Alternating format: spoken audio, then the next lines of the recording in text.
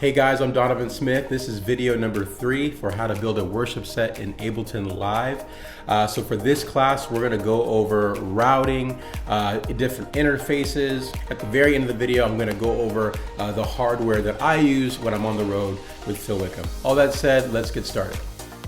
Okay, the next thing we're gonna go over is routing. Okay, so now this is purely dependent upon your hardware and what you're using. What interface? Are you using a Dante network? Are you using a 10-channel, interface, 6-channel, 4-channel, 2, 1/8-inch jack out? It depends on what you're using. Okay, so let's break down some options. And we're gonna go from anywhere between using an 1/8-inch jack out all the way to a 18i20 Scarlett interface. So let's say that, for your worship experience, you don't have an interface, you're just running out of an 1/8-inch jack. This page right here, this is called your session view. You're gonna wanna do all of your routing in session view. It's just really easier to use and access the different faders and different functions. And then when you go back to the arrangement view, this is how you're firing your tracks and seeing where you are in the song.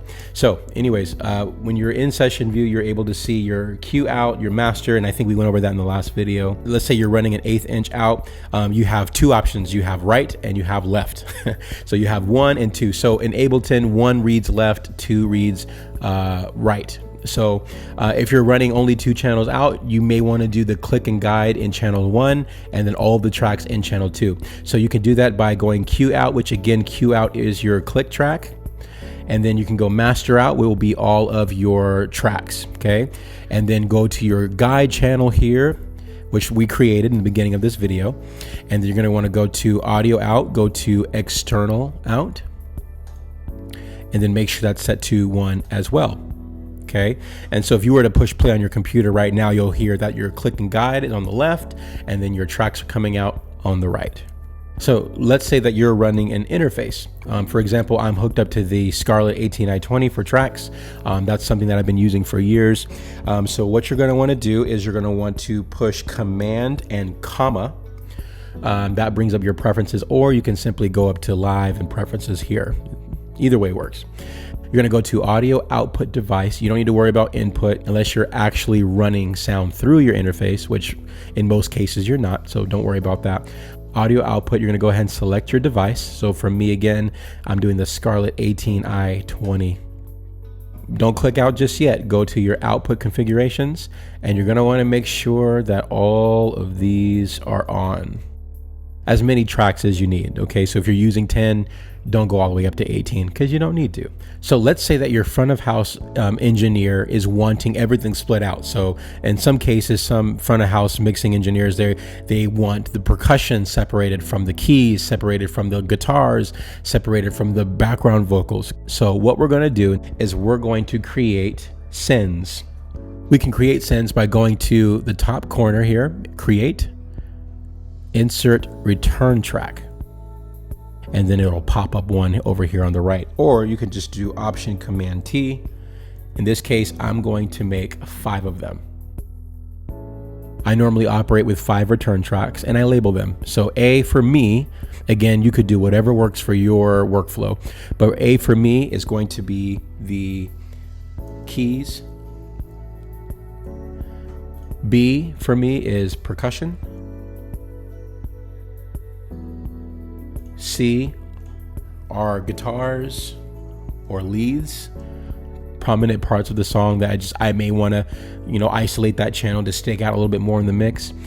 D is going to be the background vocals or BGVs.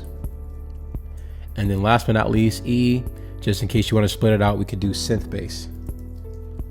You can do as many sends as you want to. I mean, you could separate the BGVs to, lead vocal and choir and gang vocals, or you could do guitar 1, guitar, rhythm guitar, lead guitar. You can do percussion, could be perks, and then you could also do like effects. So you could do whatever you want. Like the sky is the limit. It's so versatile. There's so many different options that you have with Ableton. But for me, for the past 5 years, I've always stuck to this. I've always stuck to these 5 right here: keys, percussion, guitar lead, BGVs, and synth bass. Okay, so now we are gonna start doing some surgery here. So whenever you go to a group, or whenever you create a group, it automatically within that group, all of the stems get sent to the main group channel, which makes sense. We're going to need every single one of these channels to be routed to our sends over here on the right. So to do that, we're going to need to take each channel within the group and highlight. So I like to do that by starting with, usually it's drums. So within Glorious Day, so we're doing Glorious Day only right now, and go all the way over. You can do shift click.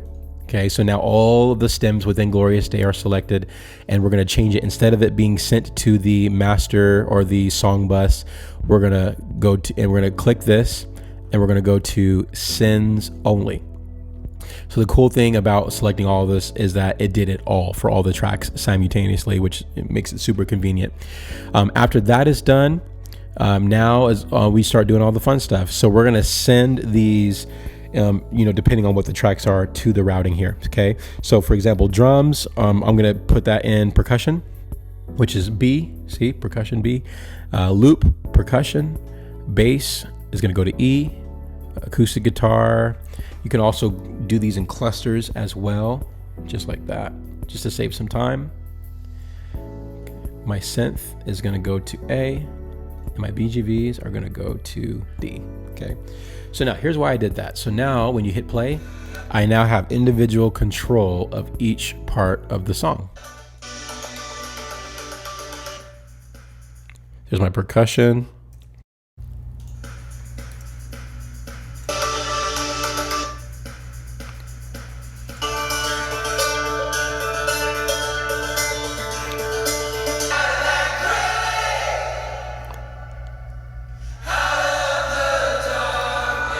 So it makes it super easy to control what's coming out of the tracks when you have everything routed out. It makes it so much easier. And then you go ahead and you're going to do that with all of your songs to make sure.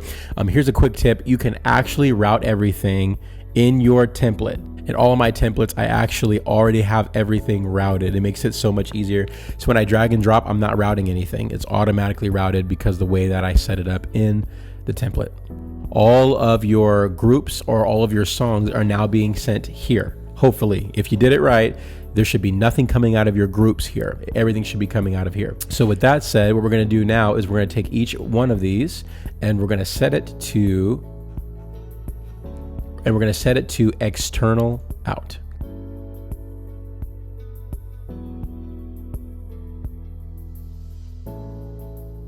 In Ableton, everything is automatically set to channels 1 and 2. For me, I set the keys and all the background tracks to 3 and 4, and then I have percussion in 5 and 6.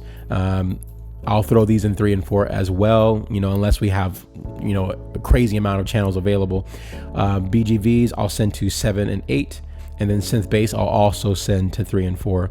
And then Q out will be 1, master out will be actually, when you set it up this way, your master out doesn't do anything at all. Very, very important to realize this. It took me forever to realize this actually. When you're sending everything out externally, just like this, to different channels, your master out does nothing, okay? Does absolutely nothing. So don't be worried when nothing is being sent to the master. This is by design. And then my guide track, I'll normally put in channel 2. And again, this is just how I run it. I mean, you could do keys 3 and 4, you could do percussion 5 and 6, you could do guitars and leads, you can do 7 and 8, 9, 10, 11, 12, 13, 14, however many channels your interface has. The sky is the limit for you and your workflow. This is what you would call the heartbeat of my rig, essentially. There's so much more going on here than just the tracks. So I might have to do a separate video for how I set up all my keyboard stuff. This flies with me on flights because I've had situations where, I check this particular unit in and I get it and it's completely destroyed. So I have a Furman power. So this powers all of my stuff. Flipping it around in the back here, I run 2 of the Play Audio from iconnectivity, their interfaces. I love them because they have 10 outputs and they're so small. This first one right here is what I use for tracks. The second one I use for keys, I use Omnisphere, Reason, and everything comes out of here. I have a 8-channel cable that goes into here, and it's a 1/4 inch to XLR out. Usually I would plug all of them in here and then plug them into the snake on the ground, or however the sound engineer wants to route them. On channel 1, I do click. On channel 2, I do guide. 3 and 4, I usually do like, keys, support stems, tracks, pads, stuff like that. Whatever I'm not playing live, that's really keys heavy. 5 and 6, I normally do percussion, stereo percussion. Yes, stereo percussion. Gotta do stereo. 7 and 8, I do vocals. And then 9, sometimes depending on what the set is like, we will run time code out of 9. And then 10 just kind of chills, and it's open if we need to use it. So pull this out here. So the cool thing about this is you could actually plug in 2 computers into this. I know a lot of guys who use this interface, but you can plug in 2 computers into it. It has this automatic fail-safe function to where if one laptop dies or just kind of gives out for whatever reason, it automatically switches to the other laptop. Up here I have a fan. I like this one because it's red. Red is my favorite color. And so coming out of here, there's a lot going on here. And again, some of this is for my keys and patches. So we'll just kind of focus on tracks for now. So I have 2 lines that feed into my laptops.